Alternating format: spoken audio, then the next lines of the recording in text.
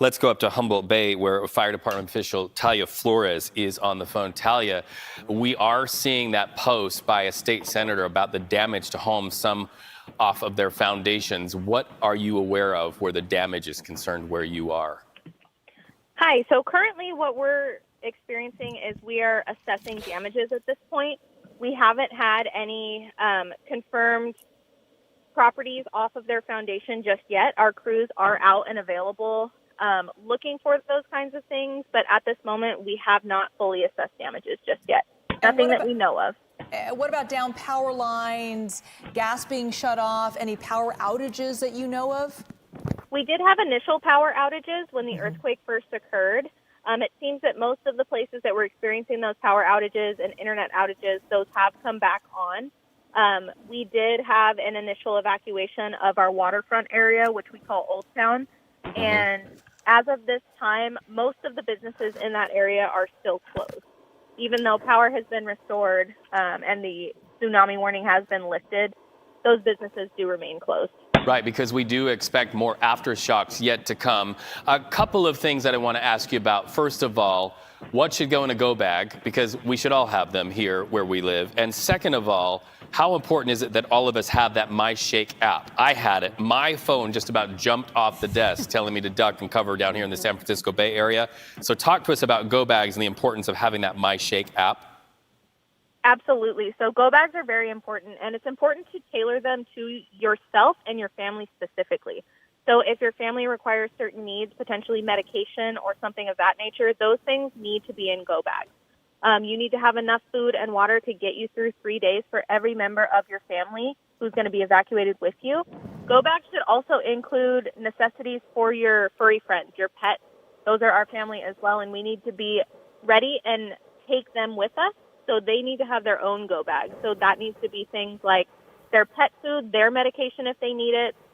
Other things that we should put into our go bags, there should always be a first aid kit, changes of clothes, socks, extra snacks, things to keep kids occupied. It could be things like a deck of cards. It could be something as simple as a little handheld game system. These are things that are not only comfort, but it's something that can take their mind off of the situation at hand. And then the advanced alert that comes on the My Shake app. Absolutely. So with us in this area, we have a Eureka Alert All app, which you can download. Those things are so important. During the earthquake here, I think the entire room's phone just started yelling before any of us knew what was going on. So those things are very important, and it does give you that time to figure out what you need to do next. And Talia, people, for the folks that live in that area, you know, we mentioned we're still feeling those aftershocks. You mentioned some businesses are probably not going to reopen today just as a precaution, but I know a lot of folks might be anxious to get back to their homes. Are you recommending that people go back to their homes right now? Since the tsunami warning has been lifted, according to the National Weather Service, it is safe to return to those areas. If it is in the business best interest to remain closed, obviously we are recommending them do that.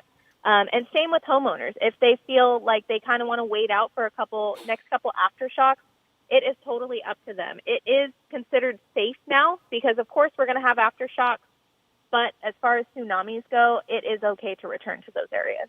And I asked another fire official about this. I'm going to ask you again. You know, folks are coming back to their homes. There might be some damage. Do you have some tips for homeowners when you're returning back to your home? You knew that you felt the shaking. Any tips to make sure that your home is safe to be in? Yeah, if anybody is concerned about it, the city or county, depending on where you live at, can come out and check your home for structural damage, which is very important because if you have structural damage that you are unaware of, that could lead to further issues with the weather that we experience and things like that. So it's important to get those things checked out.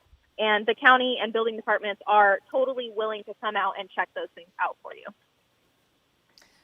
All right, Talia Flores with the Humboldt Bay Fire Department. And I want to bring in Jess now to talk a little bit about these aftershocks that we've been seeing, these dots that are there on your screen. I don't know if we have that map to pull up, but after that initial jolt was felt, there's been several stronger aftershocks, not only by where the initial, there it is, not only by where the initial shaking happened, but also inland over there by Redding and over there even a little bit south of Ukiah. So this is still something we're looking at. Exactly. So let's talk about the timeline of this, and all three of us can pitch in on this because it was exactly at 10:44. I was with Reed. His phone immediately alerted him to take cover. Initially, we thought it was something closer to the Bay Area, right? And then once we started to discover, the first thing we did, look it up, where is it at? It's well offshore of Humboldt County. Well, now the big concern, of course, was the tsunami warning that came only within maybe 5 minutes after that.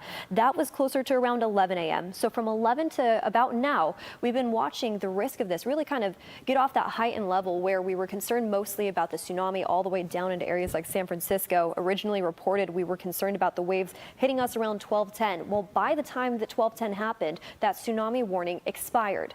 Now the big concern for community members up there, and this is typical of any strong earthquake that we see along the California coastline, has to do with the aftershocks. And you're seeing it on this map right now up near Trinity Lake, close to Redding, all the way down into the Bay Area, northern parts. We're seeing those lighter waves, those lighter shocks.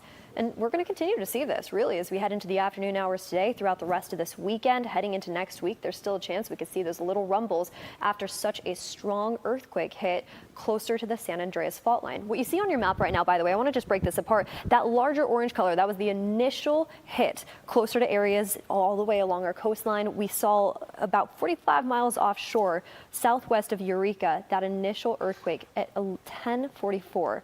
That's when all of us along our coastline saw those My Shake alerts on our phones. She also just mentioned a second ago, Eureka and along Humboldt County, they have a special app they use. This is a friendly reminder now. If you don't have those apps already, download those apps. If you don't have a way to alert you, get that now, because this is true. We live along the San Andreas coastline. And we just talked about the timeline. The time now is 12:30. And within the past hour, we watched this really unravel. Heightened at a tsunami warning just about an hour ago. Now the biggest concerns have to do with those aftershocks that we'll continue to see into the afternoon today.